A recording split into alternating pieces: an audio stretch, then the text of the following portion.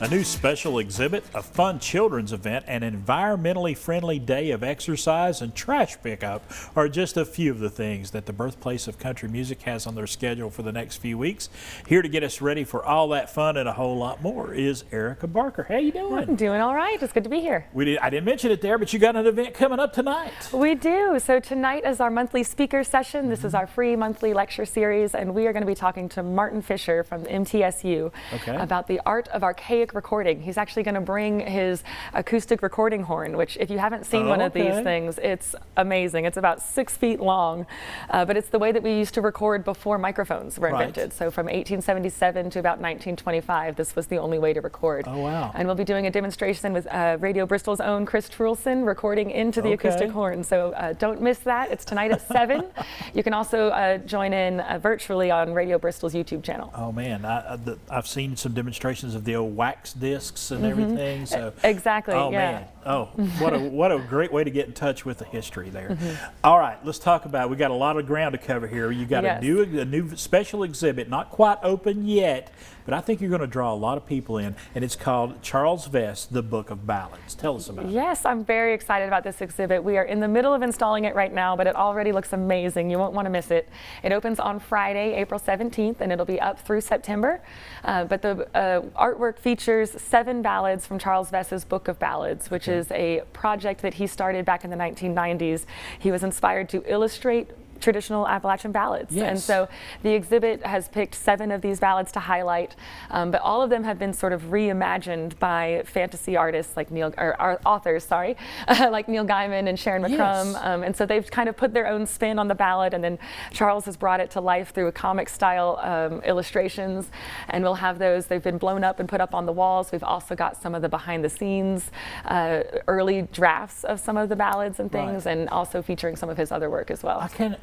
You know, you think about those old mountain ballads that we've heard all of our life being brought to life via basically a comic book. I mean, that is I gotta go see it's amazing. And our curatorial staff has also worked to do research on each of the ballads. So in addition to getting to enjoy it as a comic instead of as a song, there's also going to be some context to sort of provide the history and tracing the history of each ballad and how it got to Appalachia from England, Scotland, or Ireland, and talking about the different variations over time. I think you're going to draw in a big crowd for that. And let's talk about it. Also, switching gears just a little bit, have a big Children's Day event coming up on April 25th. Yes, and I'm also very excited about this one because this will be our first Children's Day in the spring. For the last 20 years, Children's Day has been held on the same weekend as Rhythm and Roots Reunion, but we're mixing it up a little bit this year. We've decided to separate the 2 events so that we can really focus on them and hopefully see Children's Day grow. So I'm very excited to see what this will do for the program. And real quickly, just give us a few of the things that will be happening during Children's Day. So it's going to be in Cumberland Park from 10 to 1 o'clock on April 25th. The museum will also be open for free all day that day, sort of in partnership with the event. They'll be playing Banjo Bingo inside the museum, which is one of our most popular programs for tour groups, but we'll be opening it up for general drop-in visitors if you'd like to come play Banjo Bingo with us.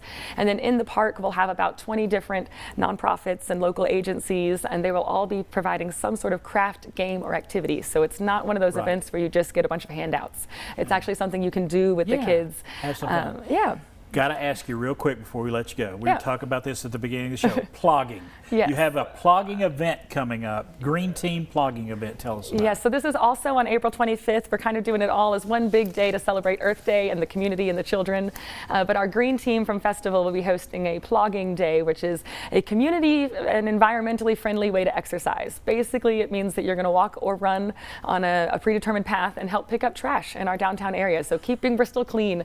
There will be a raffle and prizes for the people who collect the most trash by weight, and they're going to be meeting at Axe and Ale at 9 a.m. on that morning to get started. All right. And whoever picks up the most trash gets a free 3-day pass to Rhythm and Roots. It is. That's a big incentive right there. Erika, thank you so much. Thank you. We appreciate it. Folks, Birthplace of Country Music got a lot going on. All you got to do is go to that website you see right there and find out everything. Give them a call right there at that number as well.